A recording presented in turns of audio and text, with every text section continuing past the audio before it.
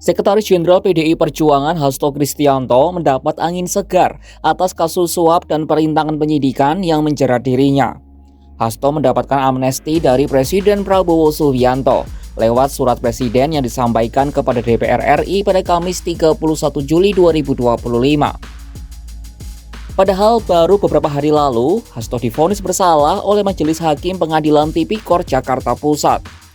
Ia dijatuhi hukuman 3,5 tahun penjara atas kasus korupsi. Bagaimana perjalanan kasus Hasto dari menjadi tersangka, divonis penjara, sampai akhirnya mendapat amnesti?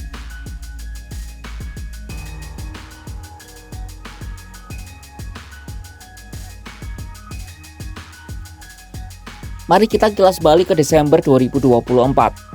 Saat itu KPK resmi menetapkan Hasto Kristianto sebagai tersangka dugaan suap terhadap KPU terkait penetapan anggota DPR RI terpilih periode 2019 hingga 2024. Ditetapkannya Sekjen PDIP itu sebagai tersangka diumumkan oleh Ketua KPK Setio Budianto dalam konferensi pers di Gedung Merah Putih KPK pada Selasa 24 Desember 2024. Kasus suap itu melibatkan ex-calon anggota legislatif PDIP Harun Masiku dan ex-anggota KPU Wahyu Setiawan. Penyidik KPK memiliki bukti Hasto bersama orang kepercayaannya terlibat suap yang diberikan tersangka Harun Masiku kepada Wahyu. Seperti apa peran Hasto dalam kasus obstruction of justice dan suap yang menjeratnya ini dari versi penyidik? Ketua KPK Setio Budianto mengungkap awal mula kasus yang menyeret Hasto dalam perkara dugaan suap terkait pergantian antar waktu anggota DPR. Persoalan bermula saat Hasto menempatkan Harun Masiku sebagai calon legislatif di daerah pemilihan atau Dapil 1 Sumatera Selatan. Padahal Harun berasal dari Sulawesi Selatan.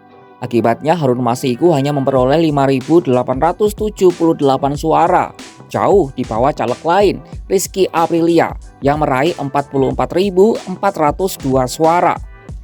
Sesuai aturan pemilu, suara milik almarhum Nasaruddin Kemas semestinya dialihkan kepada Rizky Aprilia. Namun, alih-alih menjalankan mekanisme itu, Hasto justru berupaya mengarahkan kemenangan kepada Harun Masiku. Ada sejumlah cara yang dilakukan oleh Hasto.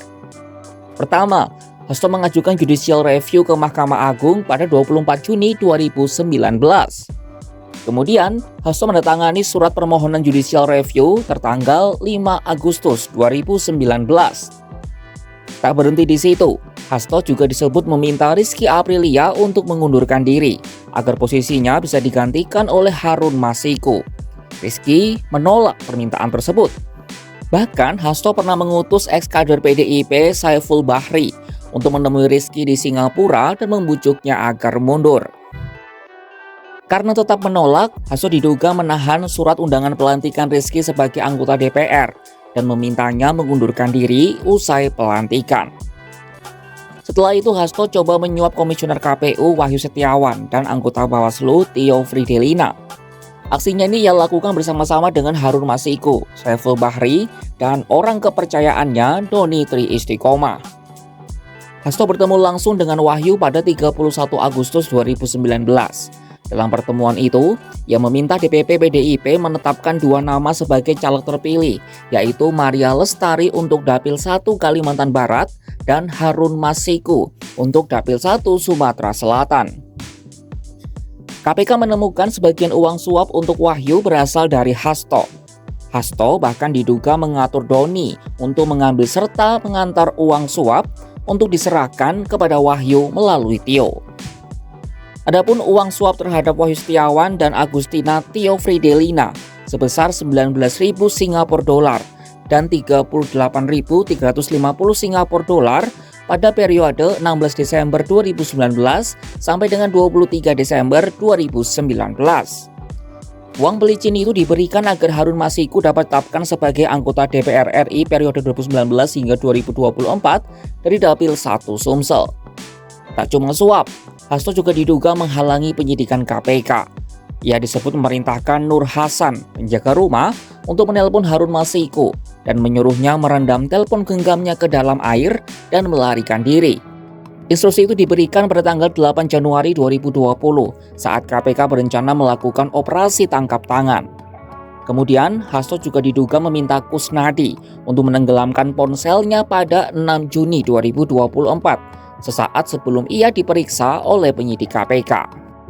Dari fakta-fakta inilah, penyidik memutuskan status Hasto berubah menjadi tersangka.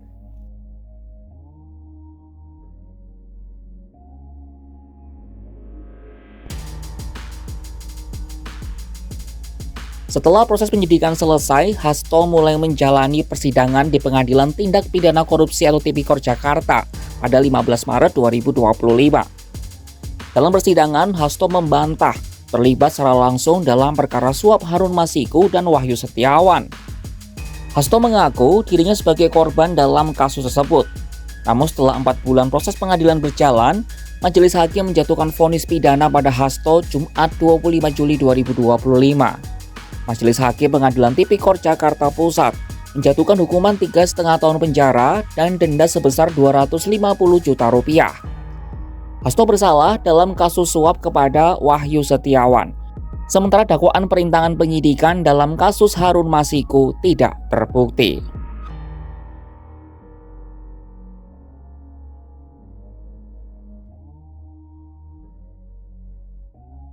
Hanya berselang beberapa hari setelah divonis bersalah, Hasto Kristianto mendapat amnesti dari Presiden Prabowo Subianto pada Kamis 31 Juli 2025. Pemberian amnesti itu disampaikan Presiden melalui surat yang dikirimkan ke DPR RI pada hari yang sama. Pemberian persetujuan atas dan pertimbangan atas surat Presiden nomor 42/07/2025 tanggal 30 Juli 2025 tentang amnesti terhadap 1.116 orang yang telah terpidana diberikan amnesti, termasuk saudara Hasto Kristianto. Amnesti adalah bentuk pengampunan atau penghapusan hukuman kepada seseorang atau kelompok orang atas tindak pidana yang dilakukan.